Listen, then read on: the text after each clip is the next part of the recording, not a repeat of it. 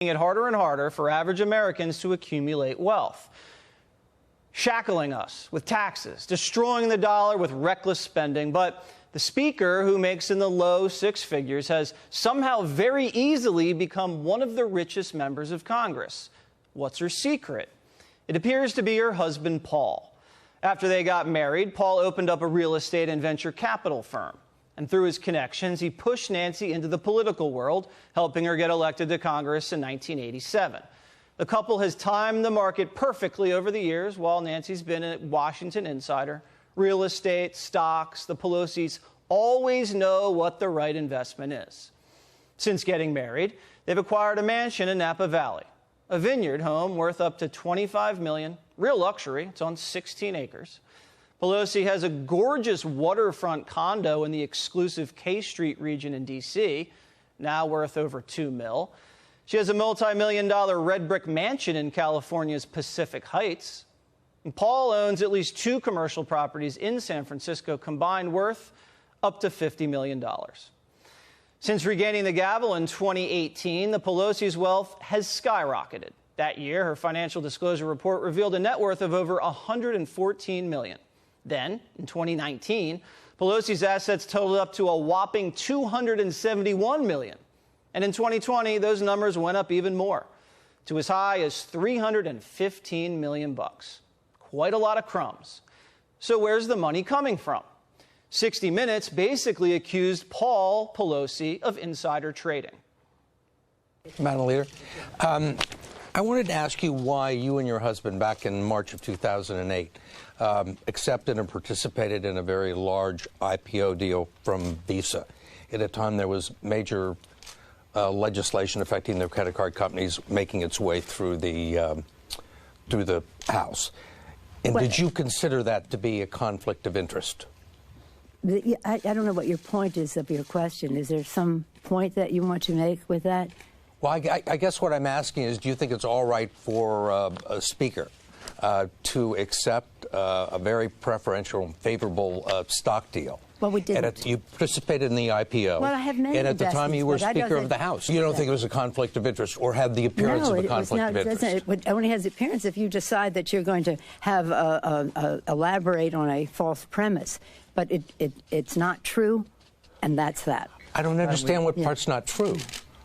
Yes, sir. That I would act upon an investment. In 2007, Visa worried the new Democrat Congress would target their swipe fees, costing them billions.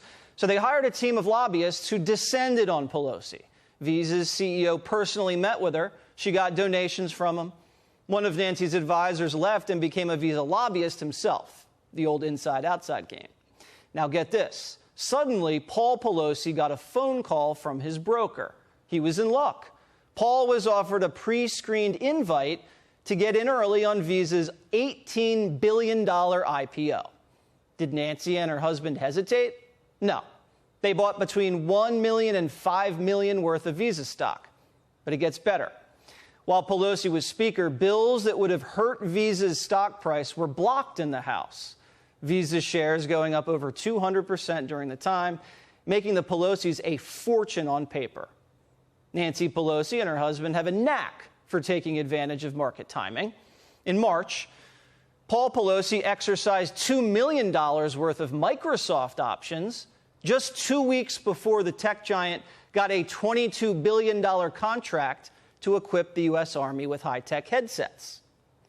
In January, the Pelosis got $1 million worth of Tesla stock right before Joe Biden announced electric car incentives. In June, the Pelosi family cashed in big time just before Congress was set to pounce on big tech. Mr. Pelosi exercised options on Google's parent company, Alphabet, making an easy $5.3 million. Now, to be fair, the Pelosis have never been indicted for insider trading, but her marriage, investments, and access, combined with extremely fortunate timing, have created a lot of suspicions. All we're doing is following the money, and there sure is a lot of it. Joining me now for more on this, President of the Government Accountability Institute and the Drill Down podcast host, Peter Schweitzer. All right, we put it together for you there, Peter. What is your reaction? You know better than anybody how this whole thing works.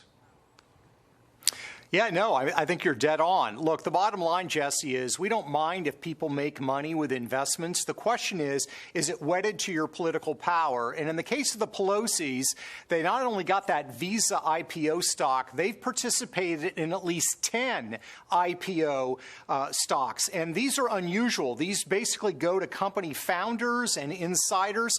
The fact that a politician's family is allowed to participate in an investment that when it goes public generally doubles in value often is a real indicator that there's a problem. I'll add one other thing, Jesse. Those office buildings you mentioned, they own an office building on Belden Street in San Francisco.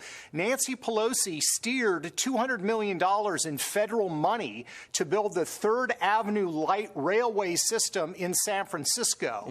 Guess where one of the stops of that light railway system actually stops? Within 2 blocks of their office building.